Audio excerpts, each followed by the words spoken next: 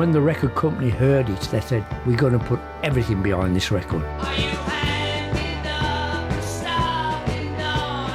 Over Christmas time, when our record was out, the electric was going off at 10 o'clock at night because there were coal strikes. On a Thursday night, you put the telly on, top of the pops, everybody loved it.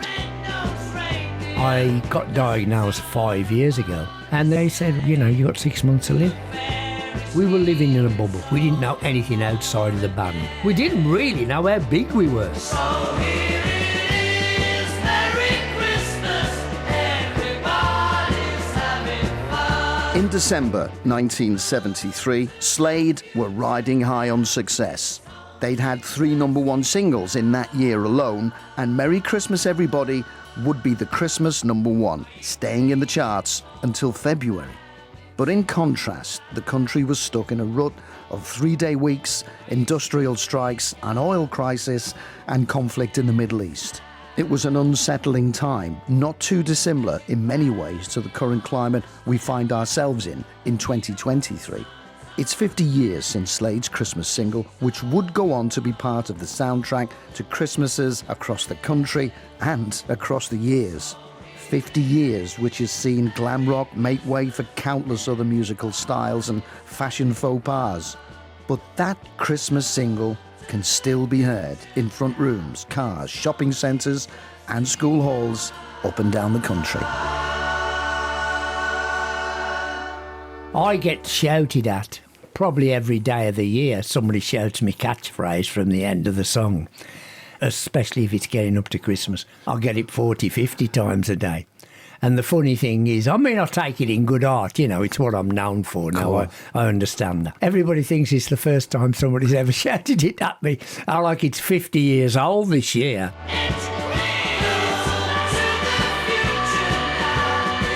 You recorded that song in, was it the Hit Factory in New York? You recorded that song in a blazing summer in September. Yeah. Quite hard to believe that, you know, because the feel of it is, oh, it's cold, it's Christmassy, it's icy. And we didn't do anything in the studio to make it Christmassy at all. In fact, it was the hardest song we ever had to record. Why? Because Don, our drummer, had had a car crash just 2 months before. And his girlfriend had been killed in the car crash. And he was in a coma for a week in intensive care. And when it happened, they didn't give him 24 hours to live. And he survived. And 6 weeks later, the doctor said, if you don't get him behind the kit now, you'll never know whether he can ever play the drums again. Did he have to relearn? He had to relearn. And the trouble was, he had no memory and he had no taste or smell. He can remember long term. He can remember 50 years ago, but he can't remember an hour ago. Really? Still. And he had no taste or smell, which he still hasn't got. So how did he remember the patterns? The patterns, at the time, we could not record Merry Xmas Everybody from start to finish. It's nearly 4 minutes long. He could not remember that. So we had to put it like a jigsaw puzzle. We had to get him to play a little bit of beat, and then we'd get him to do another little beat, and ram it together. Then we'd have to overdub the bits. Before the accident, we'd all have to go in the studio, play as we played live, do a few overdubs, and that was the record. You know, we'd finish the whole thing in 2 or 3 hours, and then it just got to be mixed, and it was in the shops pretty much the next day. Or Merry Christmas, it was a long, drawn-out process because of him. That must have been frustrating for him, though, and for you, but you loved him. He was a brother in the band. Absolutely. And this went on for 2 or 3 years with all our recordings. It was the same. Merry Christmas happened to be the first one. And it was a complicated sort of arrangement, particularly for him, because he couldn't even remember the hits, let alone a brand new song. So it was a bit of a, you know, it was a long, drawn-out process to get it down. And we didn't think we'd got it down properly. We really didn't think, oh, well, this can't work doing it like this. Because we never were used to doing jigsaws, you know, bit of this here, bit of that there, and trying to, you know, mismatch it and whatever. Because, you know, if you're doing bits at a time, he's not hitting the drums at exactly the same power all the time. Yeah. Anyway, we thought, well, what they're going to do with this record, you know. And we left it to Chaz and the engineer in New York. This is Chaz Chandler, Chaz Chandler, our producer and manager. And he was there mixing it with the engineer, and the engineer was a clever cookie. And he got it all done. And we got back to New York after doing some shows touring round, and they played it to us. I mean, he couldn't tell, it sounded great. And we hadn't told the record company that we were doing a Christmas song. They'd been on to us for years because we'd already had 5 number ones at this point. We'd had Lord knows how many top 3s, and they kept pushing us. You got to bring out a record at Christmas time. Not a Christmas record they didn't want. They just wanted a release at Christmas time. And we hadn't told them we'd got one in the can. Chas said, we'll have one ready for you for this Christmas. So while we were carried on touring in the States, Chas took the tapes back to London to play to the record company to say, this is what we're giving you for Christmas. And of course, when they heard it, God, they loved it. They said, this is going to be a monster. And now we weren't sure. We weren't absolutely sure. What were you not sure about? We weren't sure which was the right thing to be doing, bringing out a Christmas song. Lennon had done it the year before. That's the only reason we thought it was a bit kosher to do. Jim's mother-in-law had challenged him, you never be able to write a song like White Christmas or something. So this is Jim Lee, this is your partner. Jim Lee, he wrote this with you, didn't he? He did. And he remembered a song that I'd written way back in 1967. Which was the first song I'd ever written. And it was a song in the hippy-dippy psychedelic days. Yeah. And it was called Buy Me a Rocking Chair. And it went, so won't you buy me a rocking chair to watch the world go by? Buy me a looking glass to look me in the eye. And he remembered that. And he said, I remember that chorus and that song you had way back then. And it had been thrown in the bin at the time because all the band said, rubbish.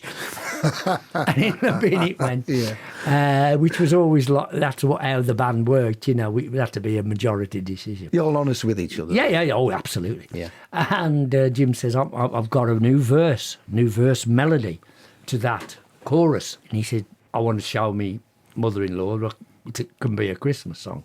So I went away on the night and went to the local pub in Wolverhampton. And went back to my mum and dad's after. And I sat up all night with a bottle of whiskey and wrote the total lyrics that night in one fell swoop. And went back over to Jim's the next day, played it to him, and he says, I like it. He says, let's go and play it to Chas. He says, because Chas, we hadn't even played it the band at this point, because if Chas said no, didn't like it, it was... Because Chas had a track record, Animals and all of that stuff. Oh, Chas was he was in the Animals, and he discovered and produced Jimi Hendrix. Exactly. So he had a track record. He had a track record. And he could spot a hit.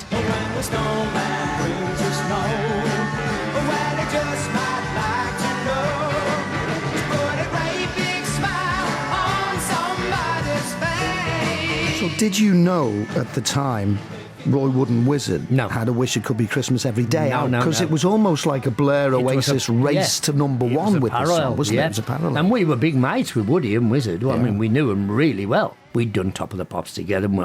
I'd known Woody since the early 60s. Well, he smashed you in the face with a custard pie on Top of the Pops, I think, didn't he? He did. Yeah. But I knew him in his original band he was in called Mike Sheridan and the Night Riders. And then, of course, he went to The Move.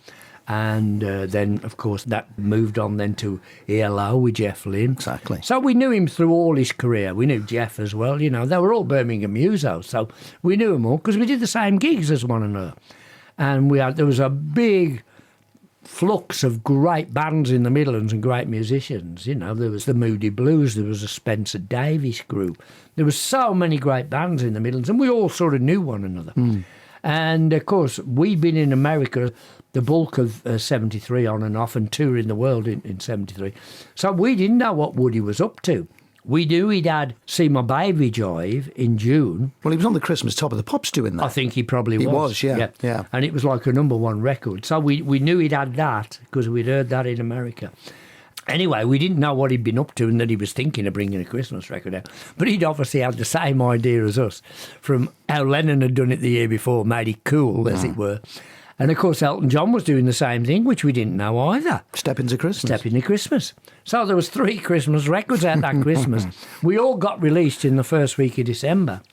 But the thing was with ours, we had such a huge following. We'd already had 5 number ones, plus all the other hits we'd had. So we have this massive live following. We have this massive record buying following. And when the record company heard it, they said, we're going to put everything behind this record. We knew we were on a good run because even before the day of release, we had 500,000 pre-orders. Wow. Which pretty much guaranteed us a number one in those days, and a straight in at number one. We'd already that year, 73, we'd had Come On Feel the Noise straight in at 1, Squeeze Me Please Me straight in at 1. Then Don had his accident, of course. But the record company was pretty sure we could get in at number 1 again, 3 in 1 year. Nobody had ever done that, including the Beatles or anybody. And at that point in time, and he did, went to number 1 first day release, which Woody wasn't happy about. Did he get to 2? Now he got to 4. To 4? Yeah. I must have been blazing. He was blazing because it's a great record. It is. And anyway, that's why he threw a custard pie in my Is that what face. it was? Yeah. But then the first day after it went to number 1, the first day of you got your pre-orders, and then the first day of reordering around the country in the shops, we did 300,000 in 1 day. It was unheard of. Record company was going Crazy. over the moon. I bet they were. They were making serious dough from us, and it was incredible, really. And then it just sold and sold, and in the 2 or 3 weeks up to Christmas, we did 1 million. Is it true, Noddy, that to this day, on Christmas morning, you're the first up and you go and shout, "It's Christmas" at your missus? Yeah. Is that true? Right down her ear. I bet she loves that. She said, "No," and she always goes, "Not again." Not again. It's not it again, is it? Not it again. Yeah, that's nice. But I always catch her out, yeah. It's you? like a thing, yeah. And I do dress up as Santa. I got my old stage Santa outfit that I used Have you to still got that? drag it out every Christmas, yeah. What happened to the big mirrored top hat? The mirrored top hat is in a bank vault. It's a bit knocked about now because it went on many world tours, but I would never get rid of it. And I locked it in a bank vault because I did loan it out once to a museum for a glam rock exhibition thing. Yeah. And it come back damaged, so I never loan it out anymore. It's in a bank vault in New York. Still fit? Well, I haven't tried it on for a long time, but I know it's safe there. It's Unless the bank definitely burns safe. down or It's whatever. definitely But, I mean, as far as I know, it would fit.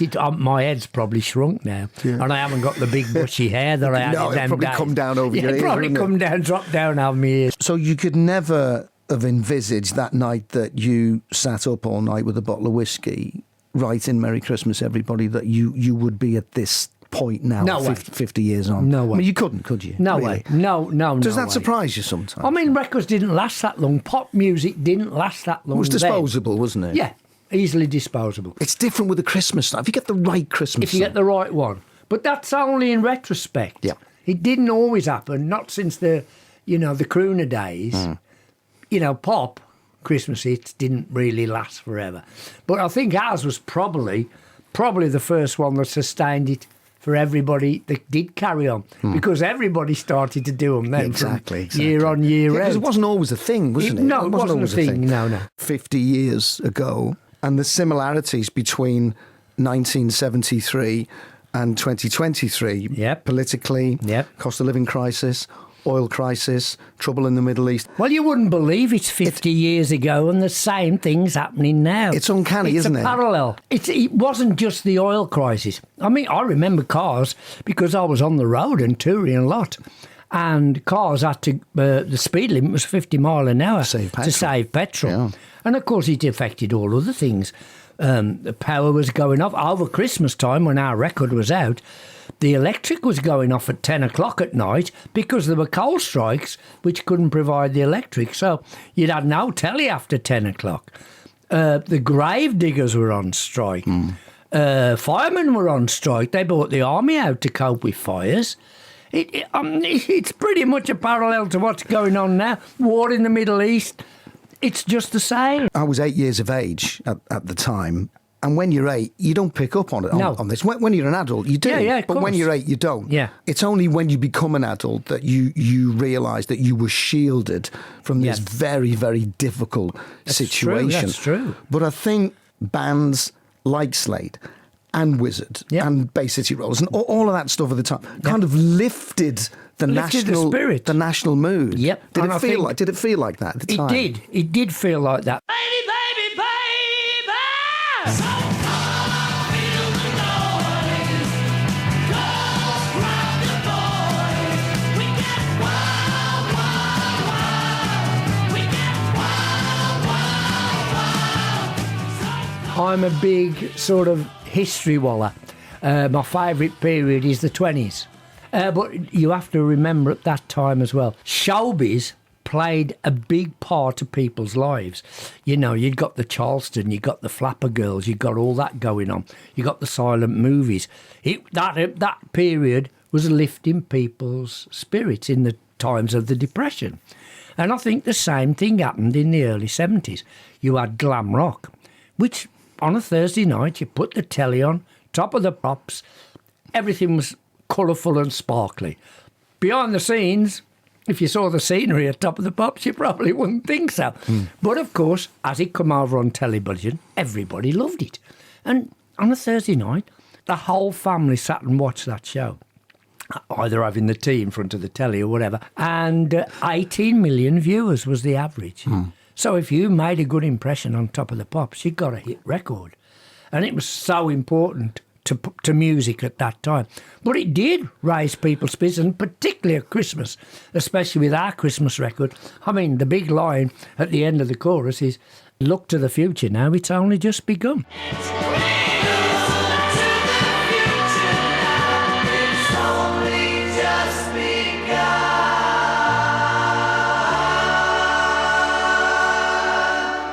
What was it like for you at home as a child at Christmas time?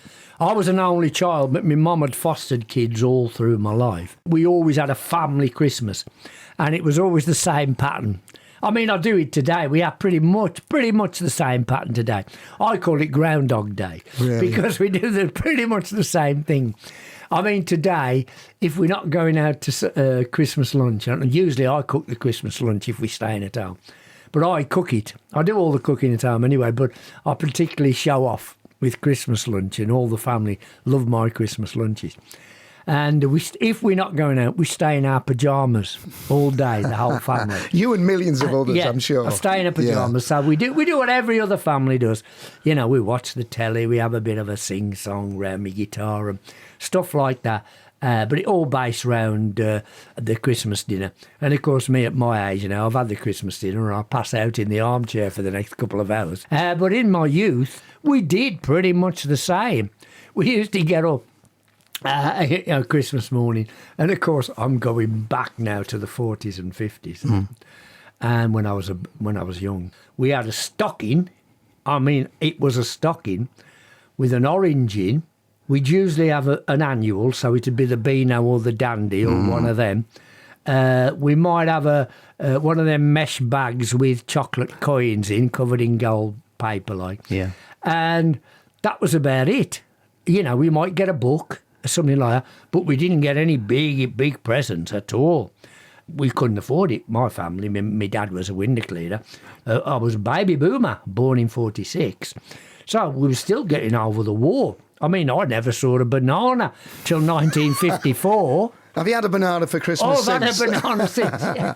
So I explained to I grew up in the 70s. Okay. So I explained to my kids now, who were moaning because, oh, when are you putting the heating on? When are you putting the heating on?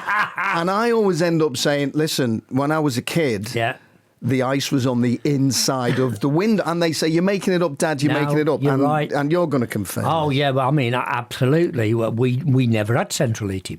You know, in them days, no matter how not well off you are, you had 3 meals every day, pretty much, some way, one way or another. It wasn't an expensive meal, but you had 3. And then you'd have your Christmas dinner at about... Or it always had to be before the Queen's speech, whatever time that come on, 3 o'clock. I think, yeah. So we'd have to be finished and cleared away by 3 o'clock for the Queen's speech. My dad would obviously go down the pub before Christmas dinner, you know, and he'd come back a bit tiddly. Yeah. And then at tea time, what you did in them days as well, we generally got to one of my grands, where either my dad's family were, my uncles and aunts, Yeah. would be with their kids or my mum's, and we'd go to their house for tea. That was you it. know, and you'd have, like, because it was Christmas Day, you might have a salmon sandwich or an ham sandwich, you know, so that was luxury, Yeah, absolute that was luxury. it. That was it. Yeah, and a jelly. You always had jelly and ice cream. Yeah, you mentioned before about your dad being a window cleaner. Did I get this right? Did you use his van once to drop Robert Plant off at a gig? Always used him. When my band at the time wasn't working, this is pre-Slade, Yeah. pre-In-Betweens as we were originally. Pre that, I was in another band, and when we went and got gigs, Planty's band, they were originally called the Tennessee Teens, then they became a Planty's band. Yeah. Then they were called Listen. They never got any transport. They never got any gear half the time. Yeah. So I used to loan them gear, and I used to drive them around in my dad's van to gigs, and I used to set the stuff up for him and that. Because Planty, even in them days, he was a poser. I mean, you wouldn't see him setting the equipment up. No way. Some things never change. Some things never But I change. mean, we used to get on. Well, I mean, we used to get on great together. Well, you've been a roadie for Elton John. I have. You have been a roadie for Elton Yeah, John. yeah. And in cartoon form, if Mm-hmm. you like, because you were a roadie called Banger I was. in Bob the Builder. It's weird, really, because at the time that was out, little kids, they used to come up to me and they didn't know anything about Slade particularly, but they knew me as Banger. They recognised my voice yeah. if they saw me in a shop or in a cafe or anything. They'd recognise my voice more so. Well, Chris Evans was in it. Elton Chris John Evans was in it. Alison Steadman was in it. Alison Steadman was the lady mayoress, and she got the hots for me. She wanted a bit of rough, so she sort of fell in love with me. The name was Bunty. That's it, Bunty. And I think at that's one right. stage you went, "Come here, I'll catch you, Bunty, love." Something like that. Wasn't it? Yeah. I remember that. We'd better get some work done. I'm really pleased you're here because in person, yeah. Yeah, I mean it's been a difficult few years. has, aye. Health-wise, how are you? I'm all right. Yeah, I'm on a level playing field at the moment. They never tell you you're cured, which, you know, they never do with any cancers. I got diagnosed 5 years ago. And it's strange, really, because I didn't know about esophagus cancer at all. Apparently, it's not really been heard of. It's not got much profile. They give me 6 months to live because it was well advanced. I hadn't had any major things that would let me know, except I was a bit anemic, and I thought that was just old age creeping on, and, you know, was a bit weak, you know, wasn't able to do things I'd done. But I thought, you know, you get to your 70s, you think that's going to happen anyway. And they took me in and they said, well, you know, you got 6 months to live. And How do you react though to something like that? well, you get scared, but with me, I have a very good outlook on life. I always have, even as a kid. I was more worried for me missus and me kids and me grandkids than I was for me. You know, wondering how it was going to affect them. With me, I do live life day to day, and I thought, well, I've had a great life. I've done a lot of good stuff in my life. I've had a lot of fun. If the end is in sight in 6 months, you know, I'll see it through. Did you resign yourself to that? Yeah. then?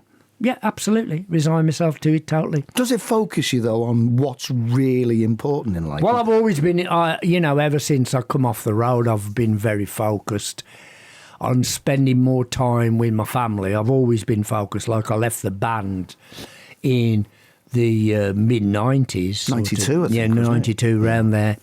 And from then on, one of the reasons, not the only reason, but one of the reasons I left the band was because I wanted to spend more time with my family. I hadn't seen my two elder daughters, who are both in their 40s now. I hadn't seen them growing up hardly. You know, I hadn't been to the nativity play or seeing their yeah, school but you stuff. were out earning a living. I was out doing my thing. to give them a good life. Absolutely, that's true. And they understand that. You don't get that time back. And then when I got divorced at the end of the 80s, and my dad died at the end of the 80s, I thought, I've got to prioritise here. I'd been with the band 25 years. I'd been on the road for 30 years because I was in bands before Slade. And I thought, I've got to prioritise, you know, see my dad more than my dad, you know, before he passed on. You know, I met Susan, who's now my wife, And then we got married, and of course we had Django. Me and Susan had Django in the mid-90s, in 95. Django Reinhardt, named after. He was named after Django Reinhardt, the jazz guitarist. Yeah. He was. And I always thought if I had a boy, I always wanted to call him Django. And I thought it was a great name. And he loves it. He loves the name. And I thought, well, I'm not going to go out on the road again and do things that are going to take me away from home more than 2 or 3 weeks at a time, because I wanted to see him growing up. Yeah. What I'd missed first time around. I wanted to see him growing up. And that's how I've led my life, really. It's a very personal thing, you know, to you when you got ill. And it's only recently that you've told everybody about it. So Yeah. the process of treatment as well. It was a very, very strong bout. They told me at the Christie Hospital in Manchester, a big cancer hospital there, and my consultant there, Professor Mansour, and he said, well, there is one alternative we can try on you. We've got this treatment that we have had some success with. He said it's very high-powered treatment. We never usually give it anybody over 60. He said, but with your mental attitude, which I think was very important to him, he says, with your mental attitude, can we try it out? You know, it's a trial. You know, we're still trialing it. He said, but it has worked on much younger people. And he says, will you be part of the trial? And I said, yeah, I'll go for it. What alternative had I got, quite frankly? And he says, right, I will give it a trial. And it was a very, very strong. I mean, very, very strong. And that went on for a few weeks. And then, of course, your resistance is low when you finish the treatment. And then you've got to get back to some sort of health. Was this during COVID as well? Well, it was coming up to COVID. COVID made it even more dangerous than if I'd have caught COVID or anything. When I was recovering, it would have been back to square one. So your hair was on its way. My hair was gone. You were wearing a mask. I was wearing a mask, so people didn't. I was going to say, recognise there's me. no chance of anybody shouting "It's Christmas" to you. No, they didn't. Every cloud has a silver lining. Every cloud. So yeah, it was a bit of that, and I mean, I was spotted occasionally at the hospital when I was going in for my checkups. I just blanked it. I didn't put it out in the press or anything. I didn't want media attention on it at all. No. I wanted to cope with it in my own way. I didn't want the family to get media attention, because that would have made it much worse for them too. The only people we let know outside of the family circle were very, very close friends that I knew I could trust, and not, spread it about. There's been parodies as well. What about Vic and Bob and Slade in Residence? Tell me about Vic that. and Bob, we used to love Vic and Bob. And Paul Whitehouse as well, Yes, I think. absolutely. Yeah. Paul Whitehouse was Jimmy in right. Slade, Yeah. in Residence. And Slade in Residence. and then we went Slade Go Camping was the next series. That's right. I mean, I knew Vic and Bob anyway because I'd done Shooting Stars with them and stuff like that. I'd done the pilot of Shooting Stars with them, and I'd done a couple of the episodes, and I done some of their tour dates when they took it on the road. So we did get on, and they were big Slade fans. I mean, you can tell by watching the spoof on us that they were big Slade fans. And they are lovely. They're so funny, the pair of them. It was cracking. The thing was, when that come out, of course, Cup of Soup was a big thing in the show. Yeah. And whenever people used to see me in a supermarket, they'd follow me around and see if I was buying Cup of Soup. Yeah. It was really funny. I don't know whether Dave found it so funny. I don't think Dave got it originally at all, but I think he's learned to love it now. But like, when something happens like that, the youth who watch that show start to look at your catalogue. Yeah. When Oasis did covers of Come On Feel the Noise and that, they start to look at your back catalogue, their audience. Everything's going well, and then as time moves on, it's peaked and it's on its way down. As happens with everybody. But then, was it Reading that came along? Ozzy Osbourne couldn't do it. Ozzy's new band wasn't ready. Of course, Ozzy was a big pal of ours. We grew up with him in the Midlands. And you stepped in. And we knew Sabbath really well. So at this point, when you stepped in, where were the band? Finished. Because we weren't selling records. We'd all sort of got a bit tired with it, that we were having to battle to get radio play, battle to get any media attention, interviews, whatever. We're still pulling audiences here and in Europe, but it wasn't enough to sustain back in those days. David had enough pretty much and he left. Anyway, Ozzy, he pulled out because his new band called the Blizzard of Oz wasn't ready. We tried for 3 years to get on Reading. They would not have us. We were too uncool for Reading. And we knew this. We'd always happened through all our career. We were uncool, that we wouldn't have us on various things. So we weren't surprised. Anyway, I think they'd tried a long list of people to step in at 2 or 3 days' notice to replace Ozzy. And eventually they got down the list to us. And they called up and said, will you do it? And Chas called me, Chas Chasner. And he said, Reading are after you to replace Ozzy. He said, will you do it? I said, I'll do it. I said, but I'm not so sure about the rest of them. I called Jim. He says, yeah, I'll do it. I called Don. He says, yes, I'll do it. I called Dave. He went, I'm not doing it. I've said I'm finished, and that's it, I've finished. So I went back to Chas, said, 3 are in favour, Dave won't do it. He says, let me talk to Dave. And he could always spill Dave. And the sort of line he gave to Dave was, instead of petering out, as we probably would have done, he said, go out on a big show. And he said, all right. Eventually he talked him round anyway. And without any rehearsals, we hadn't played together for probably 3 or 4 months. We went down. We had no backstage passes or nothing because it was 2 days' notice. There was no internet then to post us the stuff. You know, we had to take potluck and just get there and arrive. Did they let you in? Well, we pulled the car in the public car park. We got our guitars and cases at the boot, walked through the public car park to the backstage area. We had no passes. Of course, we knew all the security guards. They'd all worked for us. Sure. At Wembley and wherever else we'd paid in the past. So we knew them. And they went, what are you lot doing here? Because it weren't announced that we were coming. There was a rumour going round that Ozzy wasn't doing it, but Right. they didn't know who was going to replace. And don't forget, these were young metalers, you know, this audience. Wasn't our sort of audience at all. Well, so we thought. So we went on, did our usual set. The pit in front of the stage was empty, you know, where the media go, the radio people and the press people. Totally empty. They were all in the bar backstage. They'd just gone. They'd just announced Slade were coming to be the replacement. Nobody had the slightest interest. And we walked on stage and the crowd cheered. Is it loud enough for everybody? No. Charlie, it ain't loud enough. Get it up. Full pound. The cheers just built, and then I did some chat after the first couple of numbers, and it just grew and grew and grew and grew. After the first 2 numbers, all from the backstage was in the pit. The pit was full. And what we hadn't realised was these kids who were out there, these young metalers, had grown up with our songs and bought them, but never seen us live because they were too young. Well, you blew it away. We blew it away. You blew it away. By the time we got to the end, the crowd were going berserk. And this is in August. This is in August, bank holiday. And we come off and the promoters at the side of the stage, they said, get back on, the promoter was saying, which they never do to an act that's not on the top of the bill. They roared even more when we come back on. I said, what do you want to hear? And they were all shouting, Merry Christmas. I said, I'm not singing Merry Christmas. I said, if you want to hear it, you sing it. So they all started singing it, and then we all joined in with them. It's August bank holiday. Let's see you lot sing it. Let's see you lot.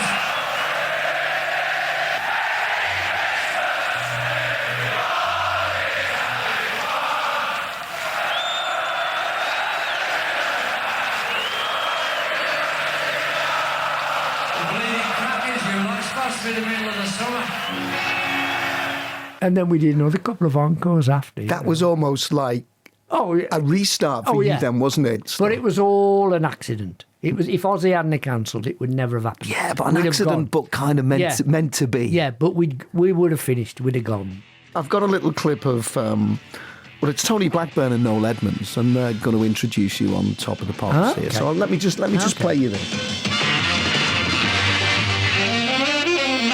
Hope you're all having a lovely Christmas at home. Shall we see if we can hit them at home with one of these streamers? Wait a minute. Oh. Missed again. Never mind. They're fighting back. How dare you? We leave you, and we wish you a very Merry Christmas Really from do. everybody here at Top of the Pops. We leave you with the sound of... The number 1 sound. Slade. Well, it's Slade. Merry Merry Christmas, everybody. Bye-bye. You know how that goes, don't you? You don't need to hear that again, do you? You don't need to hear that again. The time... No, play it again because the bank manager will be happy. You'll have There's another £6 for you. What was it like to be, as a viewer, this is amazing. This is Hollywood in my front room. This is colourful. This is just the best day ever. The reality of Top of the Pops, is it different? It's mind-blowing, especially when you're doing a TV in front of that big an audience. I mean, we were probably the hottest band in UK at that time. We were the biggest selling singles band in the UK during the 70s, which people don't realise. But we were in terms of sales. And, of course, me and Dave particularly, we couldn't go anywhere. You know, we were sort of, certainly in the heyday of the early 70s, we were mobbed wherever we went. Did you like that attention? I loved it. So did Dave. You? But Don and Jim, absolutely no way. Particularly Jim, hated the attention. Or so he used to say. I think he secretly loved it, but he always would say he hated it. He likes the royalty. Yeah, well, he loves the royalties. But me and Dave, you know, we were so instantly recognisable because we were on Top of the Pops virtually every week with one record or another. So it was difficult having a private life, absolutely difficult. We were living in a bubble. We didn't know anything outside of the band. We didn't really know how big we were because the only gauge we'd got was selling out the concerts and getting #1 records. We didn't know how it had stretched into the psyche of your general public. We had no clue because we were living our life. So you had no privacy? No, we were living a rock and roll band on the road. We didn't know how far we'd stretched out into the general public. You've loved your life? Great life. I'll tell you what's another thing. Now I'm thinking about 73 as compared to today. Yeah. It's a strange thing, but I hear now, you know, as the government are doing now, how it's the highest tax rate ever in the history of the country. Now, I can put them a bit right on that, because in 1973, we were paying 93%. That was our tax rate. So was in that 73? Was that because of the industry you were in, or because of the money that you were earning? Money we were earning, of course. And that's why everybody moved out. All the rock stars, film directors, film actors. I read about that you stayed here. We stayed. Because... And silly us, because we thought our money's going in the coffers, it'll help to get the debt of the country, you know, back on a level scale. Of course it wasn't. It was... You live and learn. For want of a better word, weed up the wall, you know.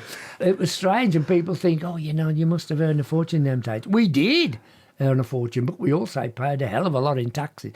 So when I see now, oh, this is the highest tax rate there's ever been. So you've paid your dues? Oh, absolutely. You've paid your dues? Absolutely. Knowing what you know now, what would you have done differently, do you think? Nothing. Absolutely nothing. The only thing I wish we'd have done would have been able to get bigger hit records in America, particularly a #1 in America. I would have loved to do that, because we had #1 in every other territory. And we never managed it in America. What's the relationship like now with the rest of the band members? Well, I won't say we see one another and has a great relationship, but that's what happens in bands. We were together for 25 years in a working relationship, and it's like 4 marriages.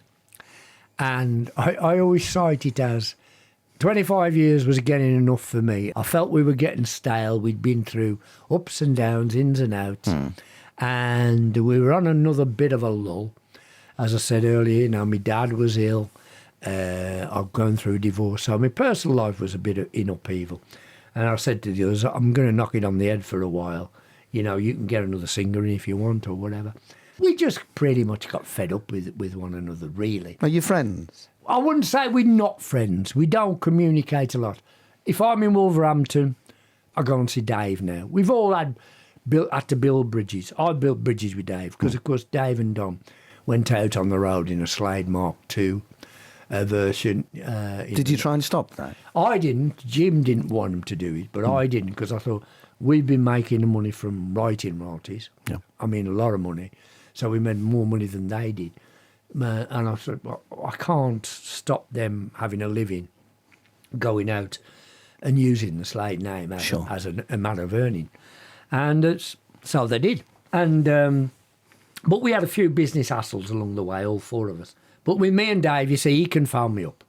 He knows if he's got a beef or I've got a beef with him, we can phone one another. There's no problem. We've never fell out. We've had Barneys, but that's the way. Yeah, but that's the mates. way of the world. That's yeah. mates, Of course isn't it is. Yeah. So whenever I'm in Wolverhampton, I call him up.